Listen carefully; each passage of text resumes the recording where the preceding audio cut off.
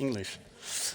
Uh, Welcome everybody at the last part of today's conference.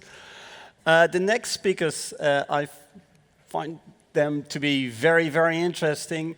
When they pitched the idea years ago, I thought they were really being stupid, creating a game every single month. Turned out I was the one being stupid, because when my team made one game that flopped, they made 60 games in the same time, with some genuine hits like Stacklands. A warm applause for multi-award winning collective Sokpop.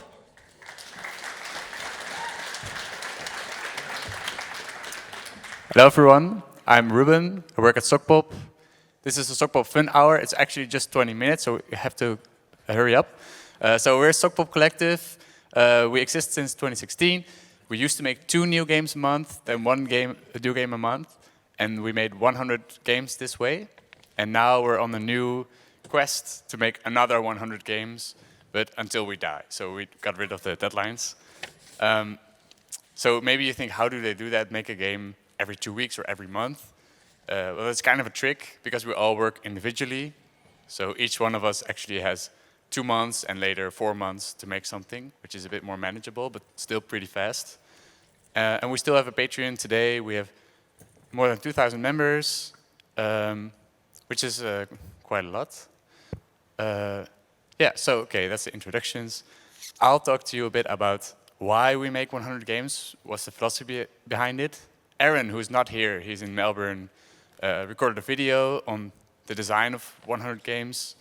Tom will talk a bit about making the graphics, and Tijmen will finish with talking about like the money side of things, like how does it work financially. So yeah, the philosophy of making 100 games. A question we get a lot is, why don't you just make one good game instead of making, 100 mediocre ones? Like, all these comments are like, just get realistic, make one good game, or spend your time on making a project that's worth it instead of releasing trashware every week. This is the sort of indie games that give indie games a bad name, but they kind of have a point. Why don't we make a good game instead? So it's actually such a good point that we started out making good games, we thought, in 2016. Tijmen was making original hill farming, Tom was making Bearmont, and Aaron and I were making Box Friends, which is an idle gardening game on your phone. And we thought, okay, just take 2 to 3 years, make a really good game, release it, and then, we're rich and famous and stuff. So yeah, I'm feeling good about it. Let's start. Box Friends looked like this in 2015, like cute animals. Then a year later, maybe the animals should be more around. Another year later, started over again, totally different mechanics. So I started over like 5 times by now, using a different engine. And slowly I was feeling the pressure, and it wasn't that fun anymore. And then in the end, we canceled it. And you can imagine how I felt. Pretty bad. But at the same time, I was finishing games, but they were just really small in game jams. So just take a weekend and make a really small, fun game. But you couldn't really sell it because it's really small. But still, they were games. They just weren't very expansive. So to quote myself, making a video game either takes forever or one really messed up weekend. So it seemed to be that there were 2 sort of games. My dream games that were amazing, would bring about the world peace, make me really rich, except they didn't exist yet. And the real games that were really tedious to make and not that great. They were fun, but, So why can I finish the small games, but not the big ones? That question arose in my mind. So yeah, let's look at the differences. Jam games had a fixed deadline, less time, but also less expectations. It didn't have to be great. I could just say, yeah, well, I made it in a weekend, so whatever. And big games had no deadline. I could take as long as I want, but the expectations were huge. If you work on something for 2 years or 5 years, it better be something good. Like, if halfway you find out, it's actually not that good, it's better to start over or to quit than finish it. So the approach is different. In a jam game, you're going to release something, just make it as good as possible in the time you have. And in a big project, you only try to make a great game. And that puts a whole lot of pressure on you. So you might think, okay, Sokpop just makes games and games and games until maybe they will make something good. But it's a bit more subtle than that. And I always like to illustrate this with a thought experiment. So say you have a ceramics class that bakes pots, and the teacher has a new week assignment. So one half of the class is divided into the quality side, and the other half is divided in quantity side. So the quality side just has to make one pot that's really good, and they will be graded on their best pot. Then on the quantity side, it doesn't matter how good the pots are, they just grade it on the sheer amount of pots. But by the end of the week, it turned out that the quantity side started making better pots than the quality side, because while the quality side was reading books about making pots and trying to figure out, like, how am I going to make the best pot possible, the quantity side was just practicing making pot after pot. And they just got better at it, which is pretty logical. And another way to view this is, say you have 1 year. You can either make 3 games at 70% of your ability, or 1 game at 100%. And it seems tempting to go for the 100% because you'll have a really good game. But actually what happens along the year, you get better at making games. So your pie increases. So in the end, the last 70% game you'll make will probably be better than if you spend all your energy making just one. So why don't you make just one good game? Quantity leads to quality. So for me, this kind of resulted in the idea that I should drop my dream of making Breath of the Wild and getting really rich and famous and finally happy, and start making what I could actually make, which was not that great. Like, there was 1 comment, and I had $128 revenue from it. And I started to think, well, who's going to say that Box Friends would be this great game that will sell much? So just making games for me started like this. Make Yuts, made another game, a little bit better. This game was really bad. This game was cool, but not fun. And well, slowly I started getting a hang of it, and like, okay, make some more games.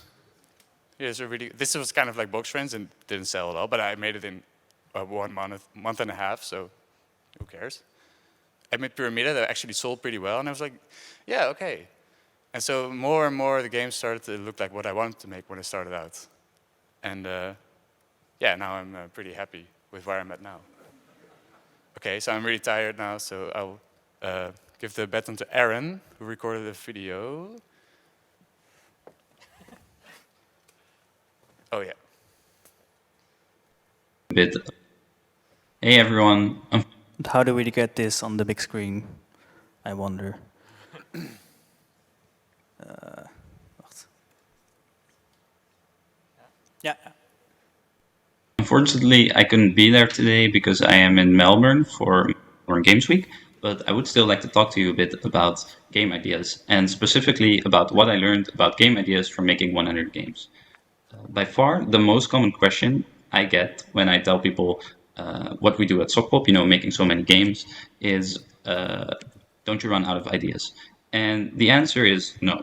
And the reason for that is because if you sit down for a week, I bet you can come up with a whole bunch of game ideas. Sometimes I do have to spend multiple days trying to come up with something new. And there's a few ways that we like to approach that. For example, sometimes we start with the art, for example. So you make a fun little art thing. Here I made like a car with some volumetric lighting, and then I tried to make a game around that. For one of Tom's games, he really wanted to have that vibe of like, you're a bounty hunter in a wet world, and that's sort of what he started building off of. Sometimes we do a game that's like a combination of 2 games. For example, for Lucky Town, Diamond wanted to do a combination of Yahtzee and Tower Defense. Sometimes it's really tech-based. So for this game, I wanted to experiment with making an online physics-based robot game. And sometimes it's super mechanic based. So for Stacklands, the idea was, okay, what if you stack things together and they make things happen? And then the game sort of started taking form around that. You'll see a lot of people say that ideas are worthless, and I think the reason is that there are a lot of them, and it's about execution. So if you have a great idea but you execute it badly, you will still have a bad game. On the other hand, I think ideas are not worthless because they can help your game stand out and they can give you a guiding vision throughout development.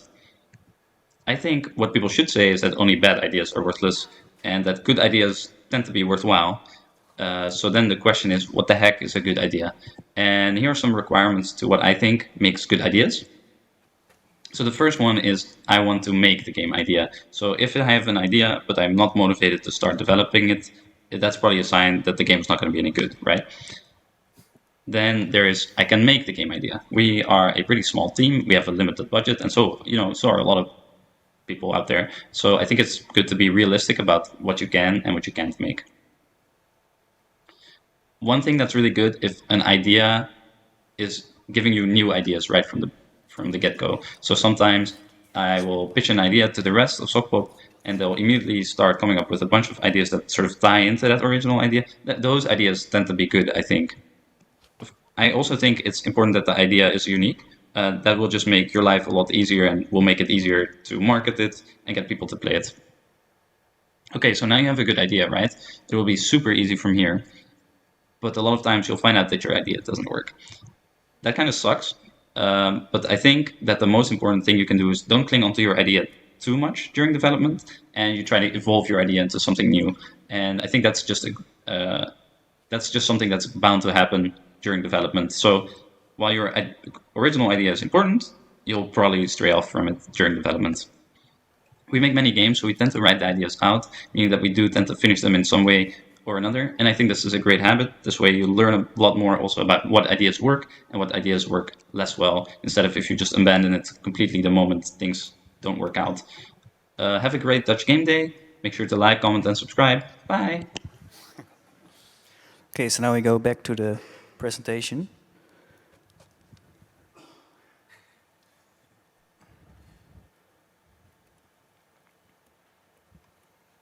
All right, I'm Tom. I'm going to talk about creating graphics for a lot of games. Because we've made 100 games, and that's a lot. And because we all four work solo, this also means we developed a lot of different art styles. We made games that look cute and colorful, also games that look quite dark, as well as games with chunky pixels, and games that have outlines. And some of them are 2D, while others are 3D. And I think they look quite different, but people tend to tell us they look quite similar. And they even speak of a certain Sokpop style.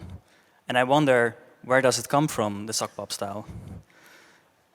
So I think it comes from limitations mainly, because we don't have much time.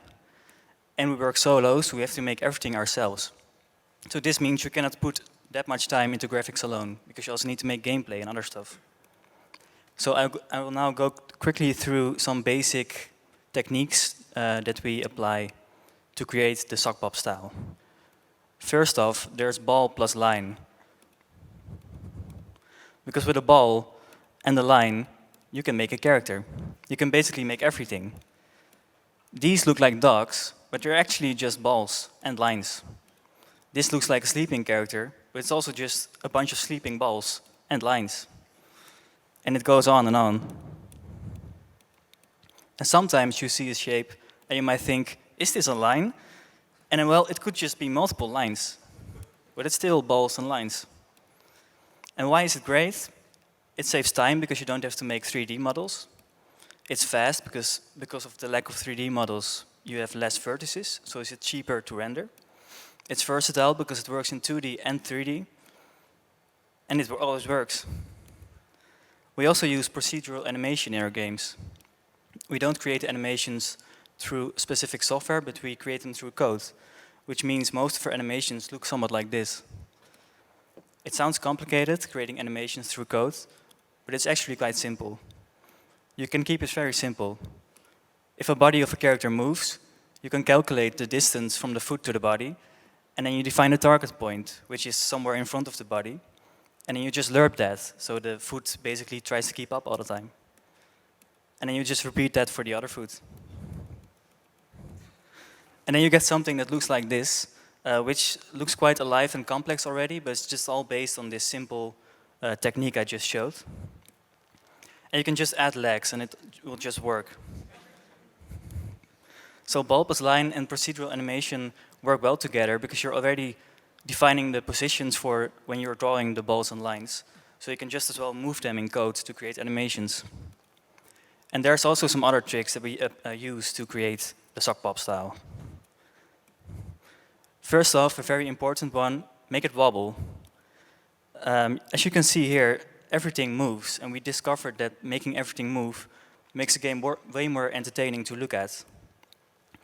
So for this game, Soop Timon made sure that even the small things like the grass is moving. And it sounds like a lot of work, but it's actually quite simple. The key is to draw something multiple times, and usually 3 times is already enough. So here we can see Timon drawing a rabbit or bunny 3 times to make it wobble. Okay. And as Timon always says, 3 times ugly equals beautiful. It also works in 3D because you can just move vertices to achieve the same effect. We also use outlines in some of our games. Sometimes you pick colors that don't really match well. This yellow sphere is disappearing into the background, and these colors are clashing a bit. But outlines fix this, because now the colors have to match with the outline color, which is black, and pretty much every color likes black. And it also makes the scene more readable, because your brain tries to find shapes in what it sees. So the outline really highlights the shape, so your brain knows it's a hand.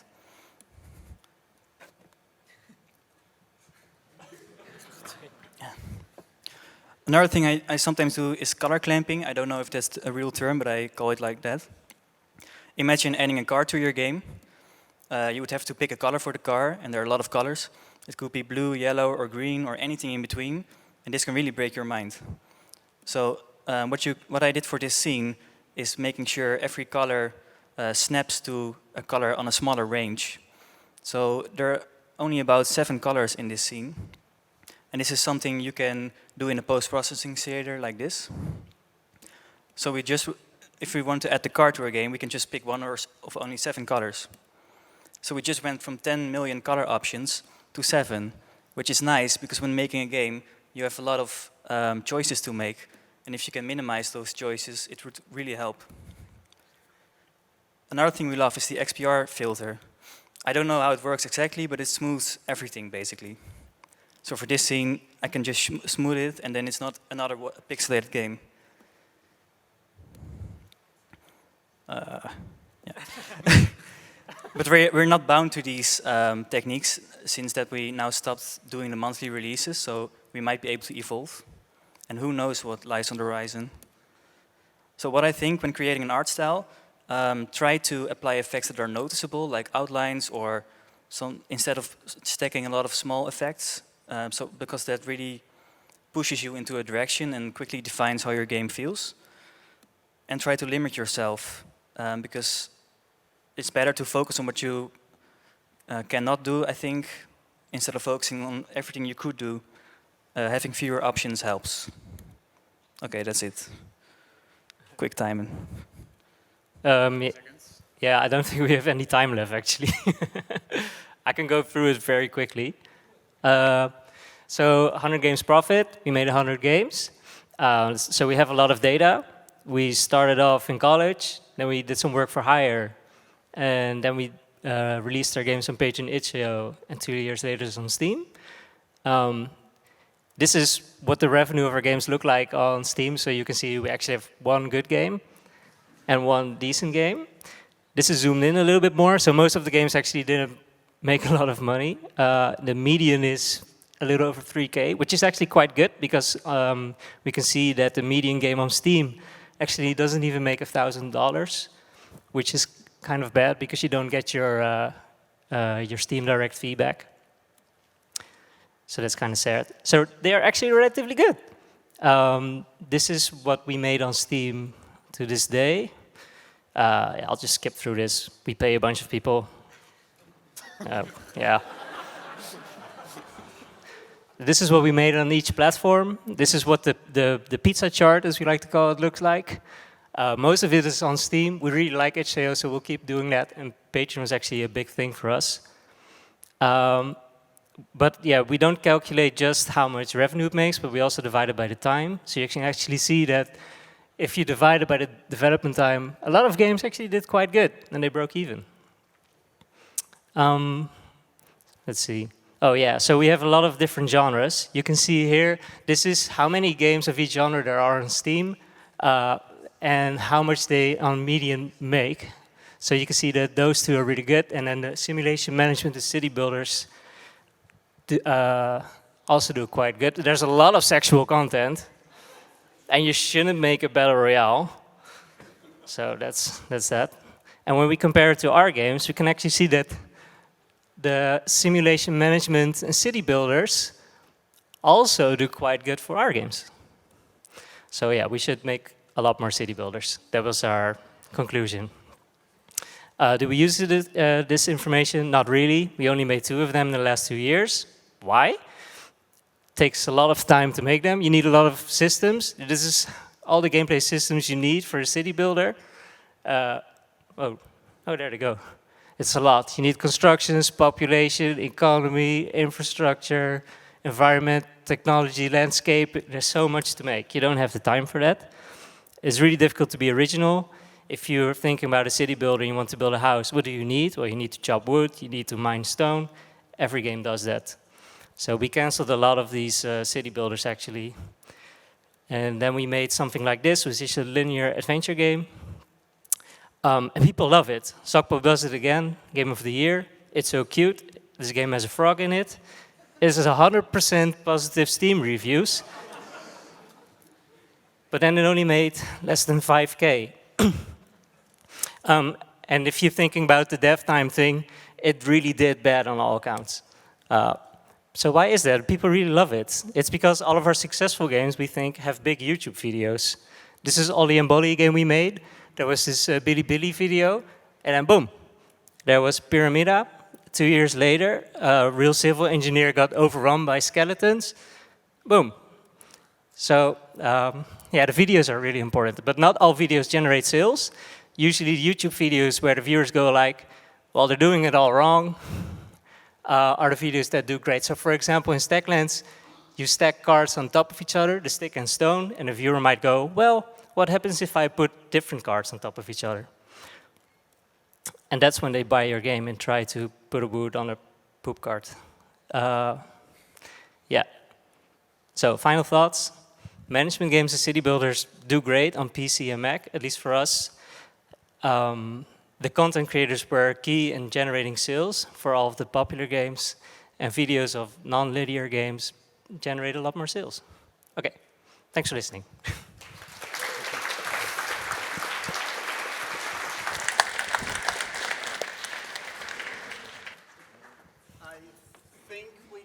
One question when the next speaker, if I can find her, Lucy. If you can set up. Okay, questions. We have a microphone that she's going to throw at you, quite literally. So there's a question over there.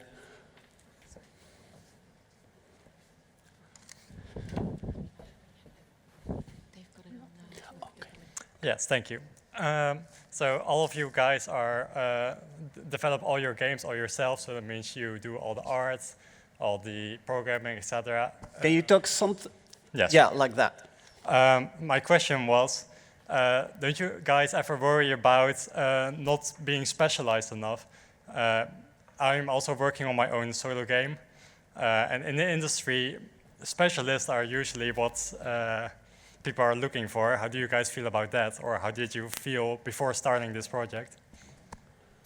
I think we always wanted to make our games ourselves, right? I think you tried making a game with other people, but I think it's always handy if you know a lot about very different aspects of making game design.